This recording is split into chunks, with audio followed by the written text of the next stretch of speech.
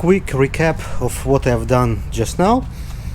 I removed those O-rings. I cleaned the oily residual from the seats for the O-rings, just to make sure they sit there tight, so they doesn't fall out when I will be installing this intake in place. It's technically, I assume, should be very easy, because all I need to do to make sure is to install the vacuum hose right in here and connect this connector. That's it in regards to the intake in the back. So I got all the connections in the front. I can do them later, but when I'm installing it, just those two connectors connections in the back. Otherwise it's gonna be fairly hard to, maybe even impossible to get reach to them. In regards to the engine, I removed the tape. I cleaned the mating surfaces once again with the gasoline to make sure there are no any residuals left from the tape. I cleaned the valley again from the coolant that was spilled when I replaced the thermostat and the thermostat socket. So right now I think I am ready to install the intake back in place. So this is the tiny pipe, tube, whatever it is, that's gonna go to the back of the intake. Looks like this is it, and yeah, this is the connector.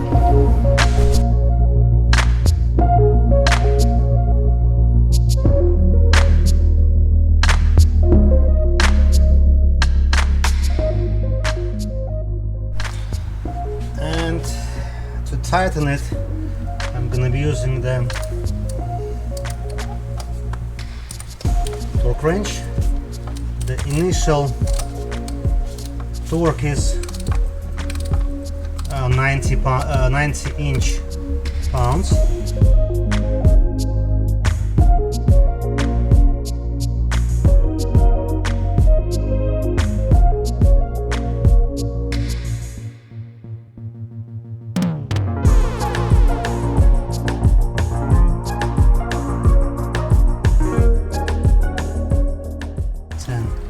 Now the second round is 11 foot-pound, which translates to 132 inch-pounds.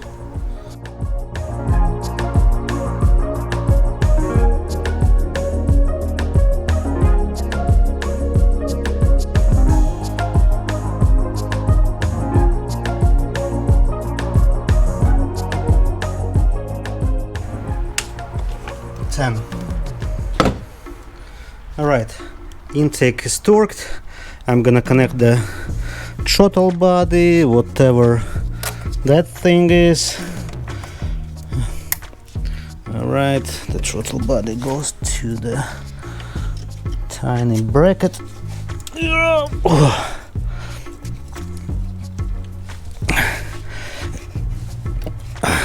Okay, connected, goes to the bracket.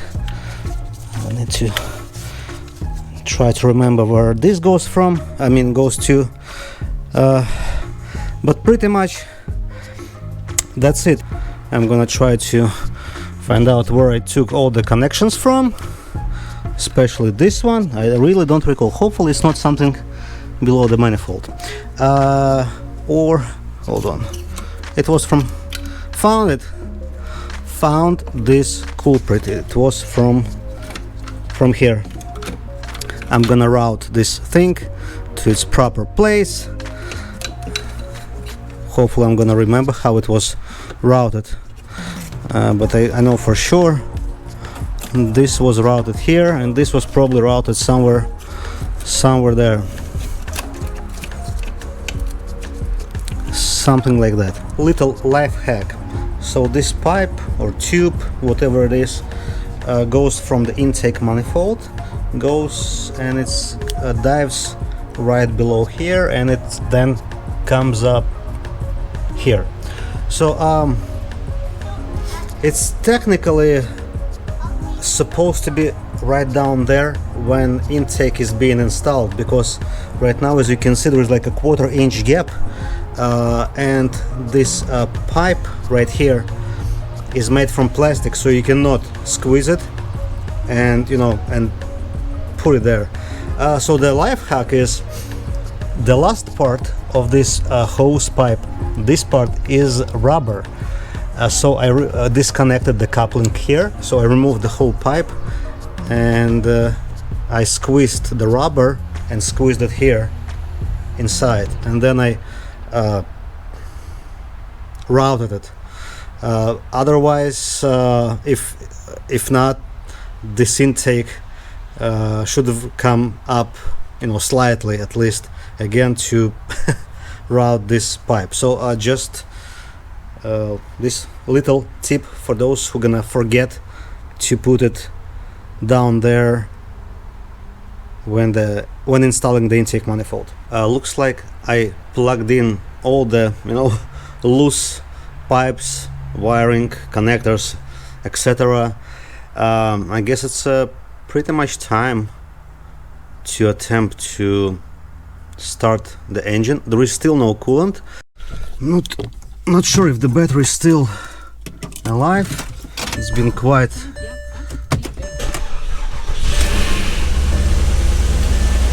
started right up.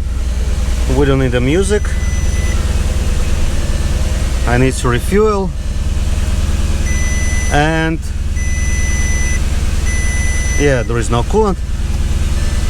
Major difference, there is no vibration. There is no vibration inside the car. I see like there is the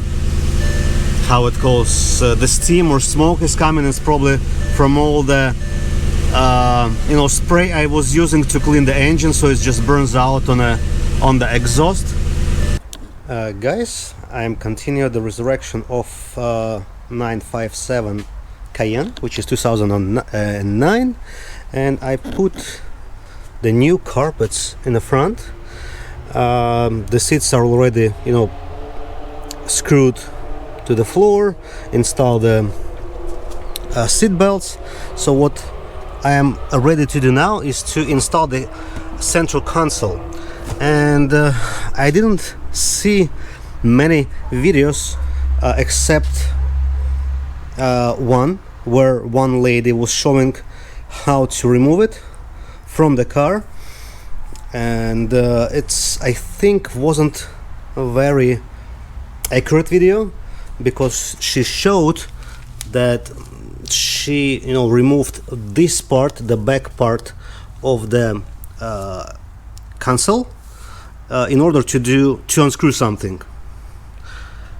So I did the same, but looks like I did it for nothing, because if I'm not mistaken, this rear portion is not affecting how the console is being secured in place. But just in case you need to replace something from the back, this tray, or it's like a little shelf, this simply slides out or pries out. There is no any bolts, and from that point you can reach to to the AC vents, and you can pry them out.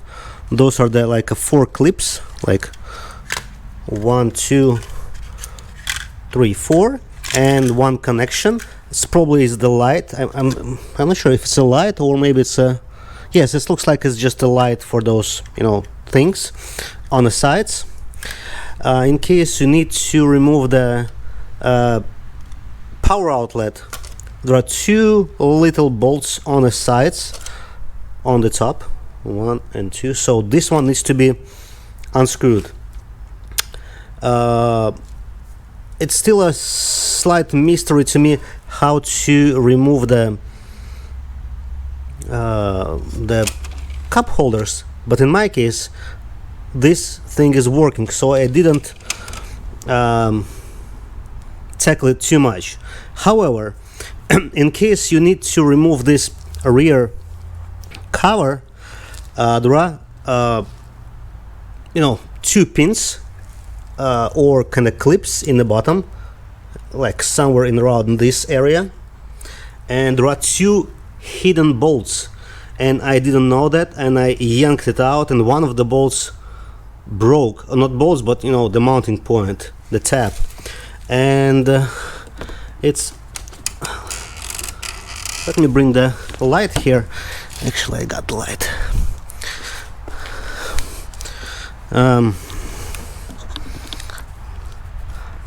I guess you can see the bolt right in there where I'm using the pick tool, right there. So those two corners, it's slightly easier when you open it all the way up. Maybe you can see it right there, and same thing on the other side. So those two bolts needs to be undone first, and then you can kind of yank it from the bottom and carefully remove it. When you're gonna do so, you're gonna expose like a tray where all those things are being attached to. So like this, like a black cassette or black, yeah, I would call it a tray. In case you need to remove it, there are 4 bolts holding it in place. But let's check the theory. If I can install this console with this thing attached. So there are 10 bolts holding the console in place. Those 2 are on the front from each side. Then you have how many? I guess 2 or maybe even 3 bolts. 1, 2, 3, maybe just 2. I need to double check. In the center area, and there are 4 bolts. 1, 2, 3, 4, right here where the armrest is. So that's basically it, and there are 3 connectors to undo. Right here, you can see them on the side.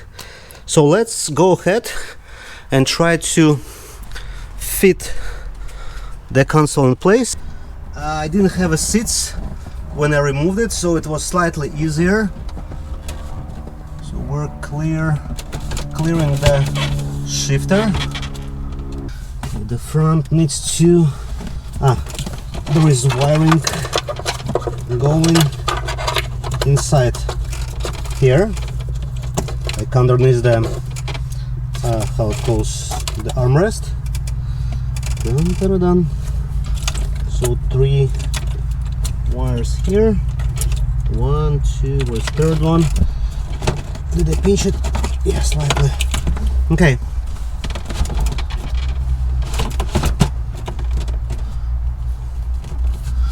Front is almost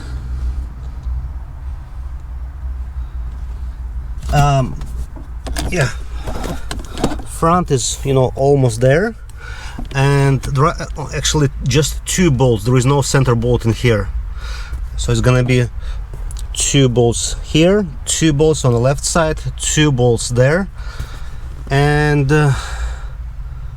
4 bolts in there in the back. Looks like this is it. Actually, the lady who did the original installation guide, she might be correct. The reason being, the rails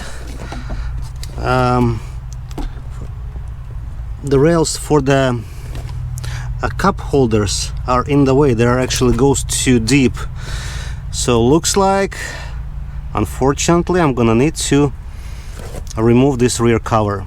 But anyway, I'm gonna show you guys how you can do that. So I'm gonna be using the, I guess it's T20 Torx. I'm not sure, maybe it's a little slightly too big. Maybe I'm gonna need the T15 T15. No, T20 is fine. So I'm using it with the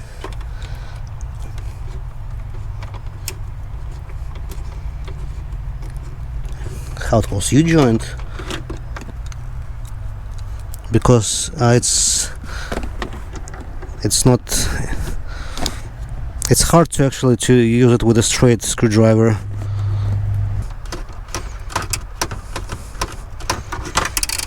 Hopefully that's enough.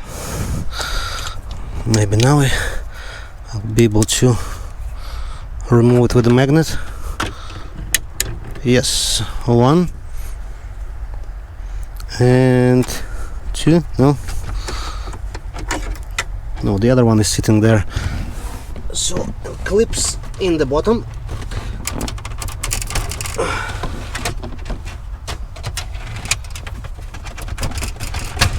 One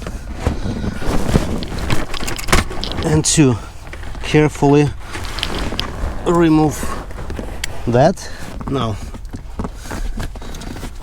we have an access to 4 bolts holding this like a tray in place.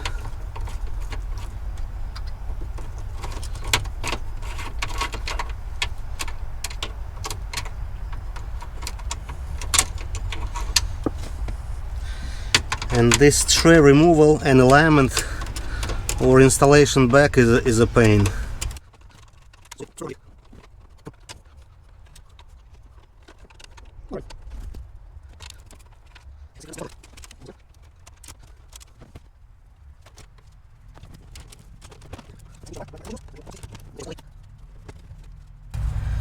In the front it's all the way, and now, oh my god, I remember this was a freaking challenge to install this thing back where it belongs.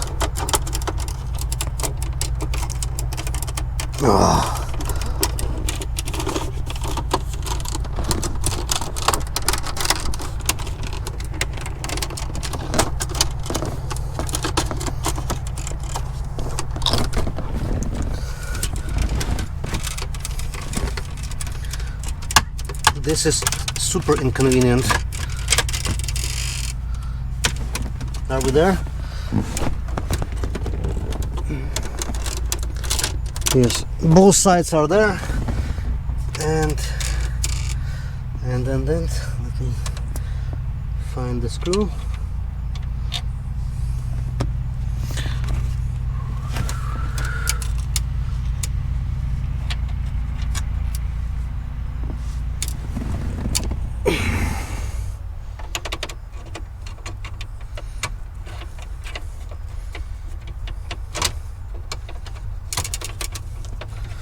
Don't fall, don't fall, don't fall.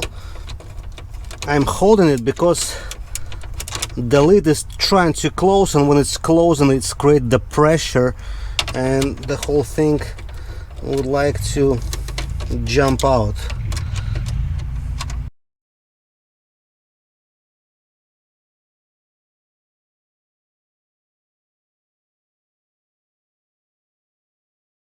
What's up guys, this is another how-to or DIY video, at least in my case.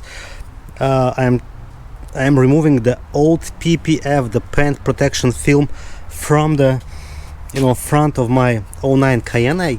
I imagine it's probably been done by the original owner when the car was bought, so I'm speculating, but most likely it's like 12 years old because it's 2009 and now it's 2021. So this is the worst case scenario.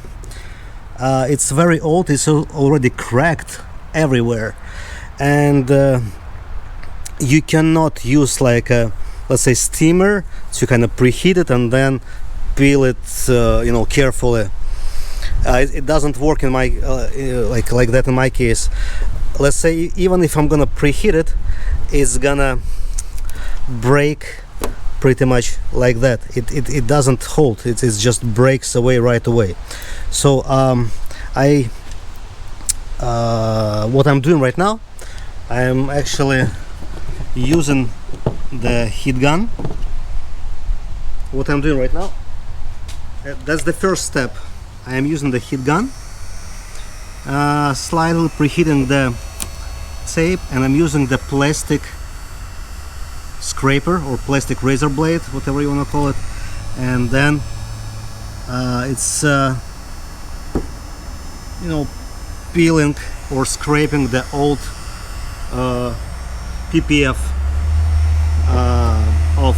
It happens pretty fast, but this is just the first step, because on the next step you're gonna need to remove the adhesive that's been left over.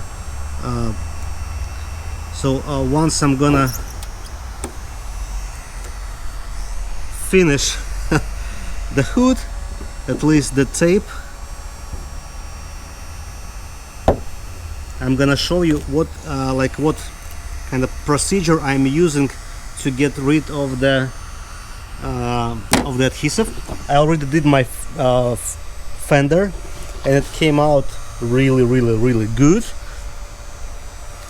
I didn't do any buffing yet, so as you can see, there are 0 scratches from the, you can see it like from every angle if you want. There are 0 scratches from this plastic razor scraper. So at least, again, in my case, it works, you know, good. It doesn't work without the heat gun. I don't want to try it, but in conjunction with the heat gun, everything happens, you know, fairly fast, considering.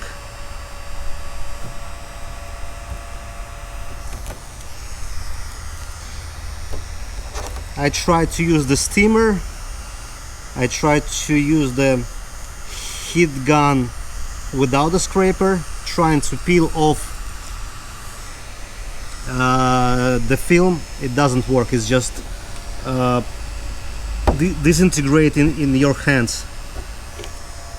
If you grab like the 1/4 inch corner, the only thing you can remove, the 1/4 inch corner, that's it. But this goes pretty fast, actually. Alright guys, I'm gonna show you the next step once I'm ready for it. So the tape is removed, and now this is the sticky stuff here, and what I found that works good for me is the rag and the gas. So what I'm doing, probably need to put some more gas on the rag. So what I'm doing, I'm trying to saturate the glue with the gas, and that's what makes it kind of possible to work with. Not yet, but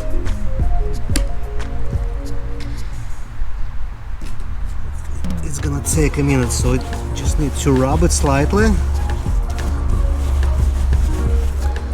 And let's see, and you can see there is the goo coming off.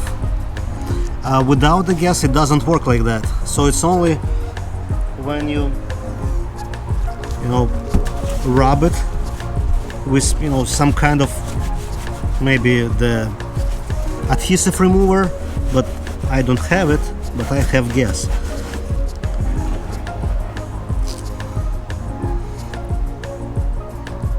It's like getting like that, sticky stuff.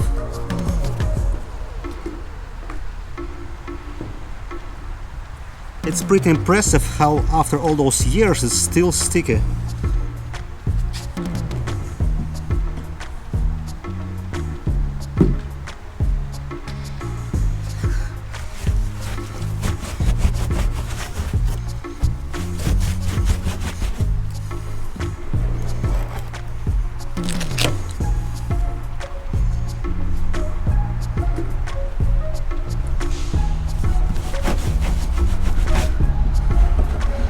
It's a very time-consuming process. It's probably gonna be another hour at least for me to finish the hood. But there you go. the area with what we just did, and everything else what left, including the bumper. I didn't remove the tape from the bumper. I'm not sure if it's safe to do it the same way like with a heat gun. Probably yes, but I'm somewhat slightly worrying about it. But that's that. This is how you remove the adhesive, and probably I'm gonna record another short moment of video showing how it looks after all. Guys, I'm pretty much finished with Cayenne. Replaced the fluids in rear and front differential in the transfer case, in the process of removal of the clear bra from the bumper. The fenders, the hood bra is removed. I removed the bra from the left mirror and still need to do the right mirror and the door edges. Other than that, that's it. It's ready to go. So because of that, I got myself new troubles.